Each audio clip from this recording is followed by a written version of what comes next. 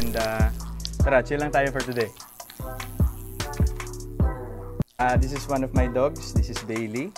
And tara, chill lang tayo for today. Welcome back!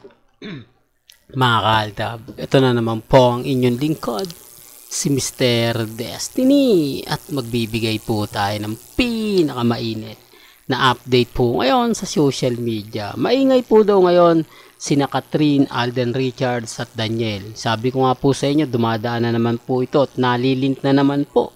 Di po ba? Marami nagsasabi kasi na mas maganda itong unahin kesa sa pelikula ng Aldab. Halatang bitter na bitter po sila, no? Pinapakalat ito ng mga taong ayaw talagang gumawa ng pelikula ang Aldab. Kasi parang mas gugustuhin mo pa na gumawa ng pelikula ang Hello Love Goodbye Part 2. Di po ba? Real talk yan mga ka-Aldab. Medyo umaayon daw po sa kanila yung panahon. Tapos may issue na hiwala yung Katnail. Di po ba? Sabi ko nga po sa inyo, may mga bagay-bagay nga po na mahirap nga po talagang ipaliwanag. Tapos si Alden Richards na naman yung nililink dyan. Oh, doon pa lang mga ka-Aldab, halataan nyo na may mali di po ba?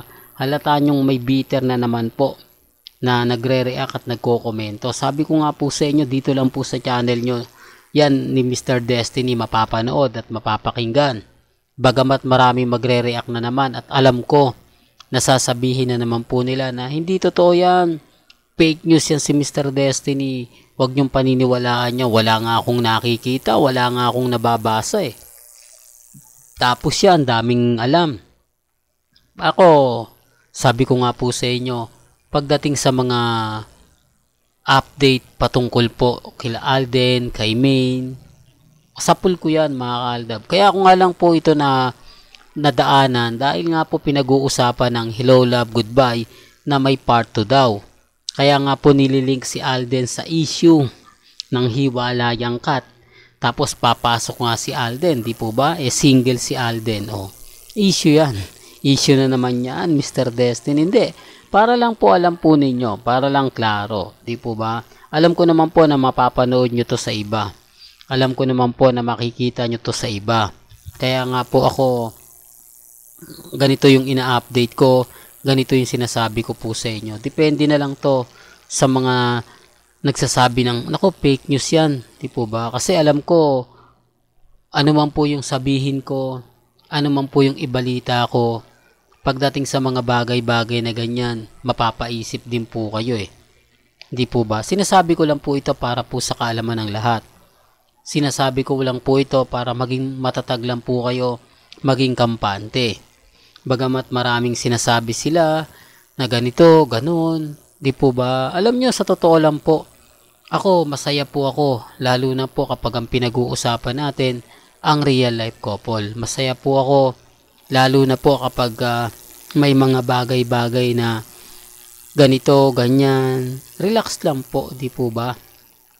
Kaya nga po ako, nagbibigay ng mga update, nagbibigay ng mga kaganapan, lalo na po sa mga mami, sa mga titas, di po ba? Ang dami kasing nagre-react eh, ang dami kasi nagsasabi ng, naku, wag ano yan, fake news yan, di po ba? Sa totoo lang po, kung ano lang po yung latest, kung ano lang po yung trending, dun lang po tayo.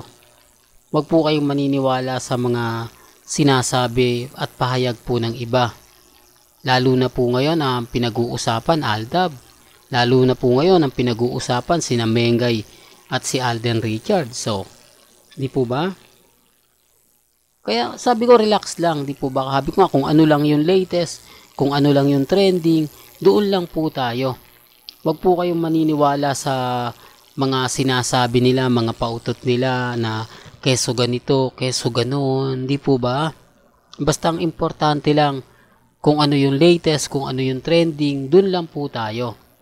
Alam ko, ang daming magre-react sa akin. Alam ko, maraming magko-komento sa atin. Pero andyan po yun eh. Andyan yung point na panalo pa rin po tayo. Andyan yung point na kahit anong mangyari, kumbaga ramdam mo yung presensya ng Aldab. Kasi sa totoo lang po mga ka-Aldab, malaking ano to, yung hamon. Di po ba? kung ano nga po ba yung uunahin, Hello Love Goodbye Part 2 o yung Aldab. O, di po ba? Taktika po nila yan kasi nga po kay Alden Richards din naman po nang galing na karamihan nga po raw sa mga cinema visit niya, Aldab ang hiling. O, imposible naman po na pupunta ka pa ng Clark, Pampanga o SM Clark para lang po puntahan si Alden, para lang sabihin na gawa kayo ng pelikula ni Mengay, Aldab Part 2. Di po ba? Tapos pupunta ng Robinson Place. Tapos sasabihin lang, ang dami po, sabi ko nga po sa inyo sa Robinson Malolos, ganun din po. Tapos sa Robinson Place Antipolo, Robinson Place Manila, SM Santo Tomas. Lahat po yan mga kaaldab. Kumbaga, iisa po ang mga sinasabi kay Alden. Kaya nga po natin nalalaman to Di po ba? Kaya, posible naman na, kumbaga, puputok lang ng ganito. Sa totoo lang po, marami kasi nagtatanong kay Alden. Kahit naman ako Di po ba? Kapag nakita ko talaga si Alden, habang bumibili ko ng ticket, isang magandang tanong lang. Di po ba? Na may ngiti. Di po ba? Real talk mga kaaldab. Siyempre, Alden, kailan ba uli gagawa ng Aldab movie? Kasi alam mo naman na kumita talaga ng napakalaki yung Imagine You and Me. Hindi naman lingid sa kaalaman ng lahat. Yan ang malaking kinita ng pelikula. Di po ba? Baka pwede naman 2023 o 2024 after ilang years. Di po ba? May kanya-kanya tayong opinion, may kanya-kanya tayong reaksyon sa bagay na yan, mga kaaldab. Sinasabi ko lang po sa mga, lalo na po sa mga dumadaan lang, sa mga bumibisita, sa mga nagtatanong. Alam nyo naman po na pagdating dito sa channel ni Mr. Destiny, lahat po ng mga gusto nyo pong malaman, lahat po ng mga gusto nyong mapanood, mapakinggan, lalo na nga po pagdating kay Mengay at kay Alden, relax lang po kayo. Di po ba? Well, hanggang dito na lang po yung updates natin. Kaya kung gusto nyo pa po ng pinaka-latest at sariwang update, abay tumutok lang po kayo dito sa channel ni Mr. Destiny para updated po kayo sa mga latest at sa mga bagong video po na ilalabas po natin maya-maya lang. Kaya kung bago ka lang sa channel na to at isa kang true-blooded Aldab Nation na nagmamahal po kila Mengay at Isoy, tama po ang channel na pinuntahan mo. Kaya consider na po kitang bagong subscriber. At huwag mong kalimutang i-share ang mga video po natin sa mga mami, sa mga titas at sa mga senyor. Hanggang sa muli, salamat po sa panonood at pakikinig.